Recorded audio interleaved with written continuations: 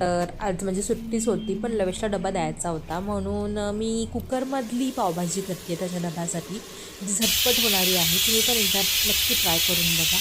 तर लवेशच्या डब्यासाठी पावभाजी आणि नाश्त्यासाठी उपमा केला होता, कारण की मलाही काहीतरी सकाळचं पोट भरण्यासाठी लागतंच. मला सवय आहे नाश्ता करण्याची आणि मी नाश्ता आणि टिफिन बनवेसपर्यंत लवेशचं काम करतोच होता.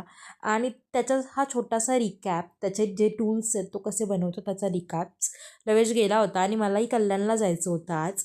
म्हणून सगळी कामं आवरून मी कल्याणला जाण्यासाठी निघाले होते. आणि जाण्यासाठी पहिले मी अंबरनाथपर्यंत बस केली होती. अंबरनाथला मला लवेश भेटला होता. घरी गेल्यानंतर माझं छोटंसं पिल्लू मला भेटलं आणि तो सुरीने मला कापायसाठी मदत करत होता. आणि आजचा मेन्यू होता मूगडाळीचा हलवा आणि मिसळ. तर माझी मम्मी मूगडाळीचा हलवा बनवत होती. तर प्लीज जेवढी तुटकी-मुटकी रेसिपी आहे तर तिथे तुम्ही बघू शकतात. तर तिने तूप, त्याच्यात थोडासा बारीक रवा आणि नंतर मूगडाळ भाजून चांगली रोस्ट करून त्याच्यात मूगडाळीचा आपला जो रवा असतो म्हणजे मूगडाळ ती टाकली होती. मग ड्रायफ्रुट्स टाकले होते आणि पप्पाने बलून आणला होता. बलून ह्यासाठी आणला होता की आम्ही केक आणायला गेलो होतो, तर केककडून आमचं दुर्लक्ष व्हावं म्हणून आम्ही बलून घेतला होता. तर आम्ही कशाप्रकारे नाचतो हे जरा बघाच. आणि आम्ही ना क्रीमचा केक नाही मागवत, आम्ही अयंगरचा केक मागवतो हल्ली. 1 वर्ष झालं आहे, कारण की क्रीमचा केक चांगलाही नाही आहे हेल्थसाठी आणि जातही नाही, लगेच पोट भरतं. तर हा रवा केक अगदी छान आहे, म्हणजे खायलाही आणि काही हानिकारकही नाही आहे. तर बाबांचं असं ऑप्शन केलं.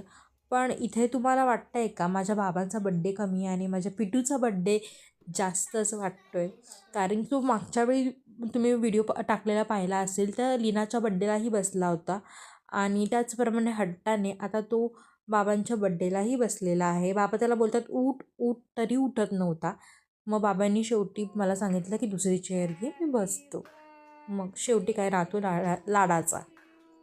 तर बघा आजी नातवाचं आजोबा नातवाचं प्रेम. मी खूपच अशी मोडकळ बोलते आहे, तर प्लीज मला समजून घ्या. भरवाभरवी चालू आहे. त्याला भरवायला सांगितलं तर अजिबात भरवायला नव्हतं. मग केक वगैरे कट करून झाला. मग नंतर होता मिसळचा कार्यक्रम, कारण की आज मिसळ केली होती. मग सगळं आवरून झालं, आमचं मंथरून घातलं होतं. तर ह्याला ना आम्ही बलून बनवायला शिकवत होतो. तर तो बलून असं काहीतरी वेगळंच बोलतो. मग आम्हाला झोपताना नेहमी दूध लागतं, दूध पिलं आणि असं